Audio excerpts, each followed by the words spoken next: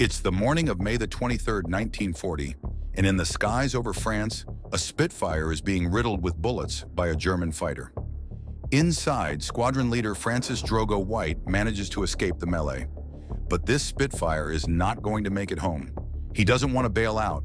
There's too much risk of injury or capture, and the nearest airfield is just a few miles away. Even though it may soon be occupied by the fast-advancing Germans, he decides he has to set his plane down there. The injured Spitfire bucks underneath him as he makes the turn for the airfield. He fights with the controls as the speed is close to stalling. Just a little further. The airfield comes into view and White has just enough altitude to make it to the runway. As a Spitfire drifts over the grass, its speed is dangerously low. But around 80 miles per hour, he manages to get his bird down. The aircraft comes to a halt. Breathing hard, White forces open the cockpit canopy. He quickly realizes he is completely alone and stranded deep inside enemy territory. Pulling out his map, he pinpoints his location before contacting his base in southern England over the radio. He reports that he has come down at the airfield near Calais Mark. British headquarters responds almost immediately, ordering him to stay where he is. Rescue aircraft are already on their way. "Hold your position. We'll bring you home." Scanning the area, White notices a drainage ditch running alongside the airfield's perimeter fence. It offers the best cover available. He rushes into the trench and crouches low in the cold, muddy ground. There is nothing more he can do except watch the skies and hope the rescue team arrives before the enemy finds him. Across the English Channel, the rescue mission is already underway. Leading the formation are two Supermarine Spitfires flown by Pilot Officer Alan Deere and his wingman, Pilot Officer Johnny Allen. Close behind them is a Miles Master trainer, piloted by Flight Lieutenant James "Prof" Fullard, carrying an empty seat reserved for Squadron Leader White. As the rescue force nears the airfield, they discover it blanketed beneath thick, low clouds. The poor visibility creates the perfect hiding place for German fighters waiting to spring an ambush. Realizing the danger, Deere orders his wingman to climb to 8,000 feet and keep watch above the cloud layer for enemy aircraft. "Roger, Red One. Climbing now." With Allen climbing into position, Deere remains lower with the rescue aircraft as they approach the runway. Below, White spots Deere's Spitfire streaking overhead before circling the airfield to provide cover. Moments later, he sees the Miles Master lining up to land. Jumping to his feet from the ditch, White waves both arms high above his head. Fullard brings the aircraft down smoothly and begins taxiing toward the stranded pilot, passing White's damaged Spitfire along the way. High overhead, Deere continues circling when an urgent transmission crackles through his radio. 12 enemy aircraft are heading directly toward the airfield. His heart drops. The rescue mission has suddenly become a desperate fight for survival. He immediately orders Johnny Allen to remain at altitude and intercept the incoming fighters. "I'll warn Professor." There is just one problem. The Miles Master is not equipped with a radio, leaving Deere with only one option. He dives toward the trainer, hoping to signal the danger before it is too late, but Fullard never sees him. Focused on taxiing across the airfield, he has no idea that German fighters are closing in at high speed. "Damn it, Professor! Look up!" Deere pushes his Spitfire to full speed, placing himself between the helpless trainer and the approaching enemy. Then bursting through the cloud cover, he finally sees the threat. A Messerschmitt Bf 109, diving straight toward the defenseless aircraft. Inside, the German fighter, Unteroffizier Heinz Gillard, locks onto the unarmed Miles Master. Calmly lining up his attack, he squeezes the trigger, sending a burst of 7.92 millimeter machine gun fire racing toward the trainer. Bullets tear across the airfield, throwing up dirt and chunks of grass on both sides of the aircraft. After making his firing pass, Gillard pulls his Bf 109 sharply upward, banking away as he prepares to circle back for another deadly attack. But then he sees tracer rounds streaking past his cockpit. Gillard looks off to his right in total shock to see a British fighter closing in on him. In the Spitfire, Deere quickly fires off another burst with his 8.303 machine guns. It's a rapid burst and the bullets go high and wide, but it forces Gillard to break off his attack, peeling away into a hard banking turn to the left. Deere opens up his throttle and pulls as hard as he can on the stick, forcing his aircraft inside the 109's turning circle. The world contracts to the circle of his gun sight as he pulls the German fighter into the crosshairs. Inch by inch, Deer's finger hovers over the gun button. Suddenly, he's pulled out of his tunnel vision by a call over the radio. "Red One, I need help." High above the clouds, his wingman, Johnny Allen, is in a dogfight, battling several German fighters. Deer's heart beats faster at his friend's anguish cries. His first instinct is to climb high and go to his wingman's aid. Down below is Prof's N9 master, unarmed and exposed. That has to be his first priority. "Roger, Red 2. Hang on, old boy, until I take down this German." Deer keeps chasing the German plane as the two leave the airfield behind and race out over the sea. Gillard desperately checks around him as he knows he only has seconds until the Spitfire gets a shot. He gets on the radio, asking desperately for help. High above the cloud layer, two more 109s are battling with Johnny Allen. The two German planes are stuck to Allen's 6, but the British pilot is swinging his plane around as he skillfully evades the incoming rounds. The German flight leader pulls hard on his stick, trying desperately to keep Allen's plane in his sights. He hears Gillard's panic-stricken cries over the radio, but there's no way he can break from this combat. Gillard is all alone. There's only one option left. He pulls on the stick and climbs hard, the G-forces pressing him back into his seat. Gillard climbs, desperately hoping that he can somehow escape. The sky flashes past and his engine howls with the strain as he pushes the 109 to its very limit. But it's not enough. With a check of the mirror, Gillard sees the Spitfire is still stuck to his tail. Worse, his own plane is painfully slow. His engine is all out of power. In his cockpit, Deer gets a perfect shot lined up in his gun sight. He squeezes the trigger button and unleashes a blast of rapid machine gun fire towards Gillard's aircraft. The rounds smash into the tail of the 109.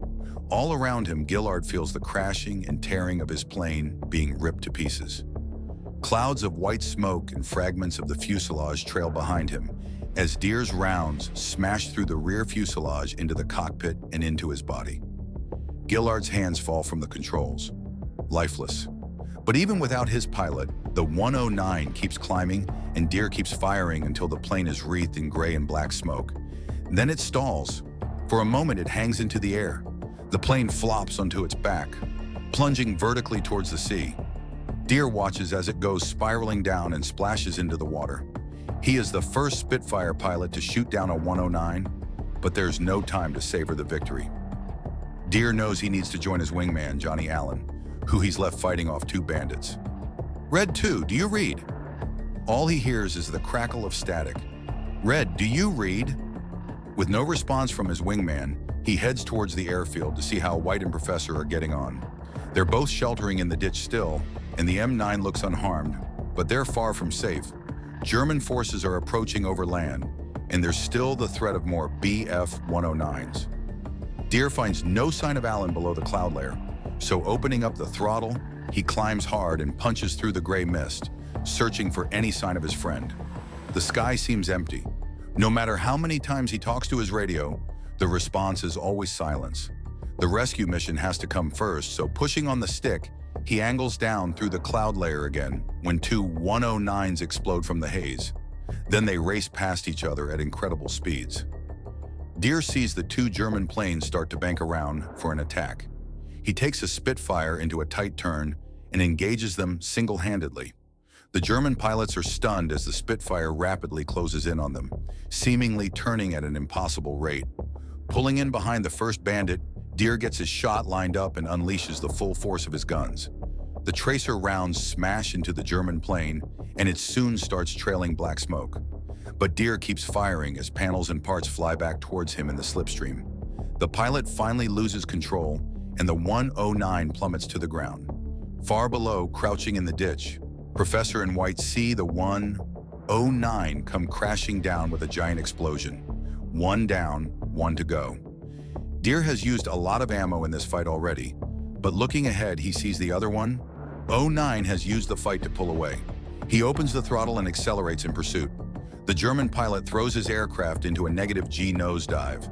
It's a classic tactic to shake off a Spitfire, and Deer knows he can't match it.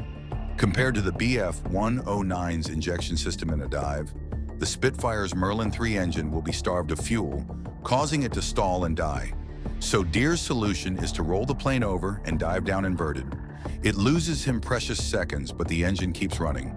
In front of him, the 109 pilot pulls out of his dive and bursts ahead with a simple pull on the control stick. By the time Deer emerges, his enemy is well ahead. The two planes skim the treetops as the 109 pulls away. Deer has to act now to close the gap. Pushing the throttle forward as far as he can, he brakes past the protective lever and unlocks the extra engine boost. The engine roars and the Spitfire pulls forward. Using the boost puts incredible strain on the engine, but he needs every last piece of horsepower. The German pilot checks his mirror and sees the Spitfire catching up, looming larger and larger behind him. He forces his plane in a hard turn to starboard, frantically trying to throw Deer off his tail, but Deer keeps his target firmly in his sights. The 109 weaves left and right, flashing across his gun sight. Deer waits for a moment. Finally, the 109 sits in the middle of his crosshairs, and he pushes down on the trigger, but nothing happens. He curses under his breath as he realizes he's used up every last round of ammunition. So Deer decides to play a high-stakes game of cat and mouse. He stays locked on the tail of the 109, following its every movement as if lining up to fire. It's a bluff, but it works. The 109 twitches left and right, avoiding a stream of bullets that never comes. But eventually the German realizes the truth. The Spitfire is out of fire. He begins to turn, banking steeply. Fear grows in Deer's stomach. If the 109 comes in for an attack approach, he's totally defenseless. But the German doesn't open fire. Instead, he straightens out and runs towards the enemy lines.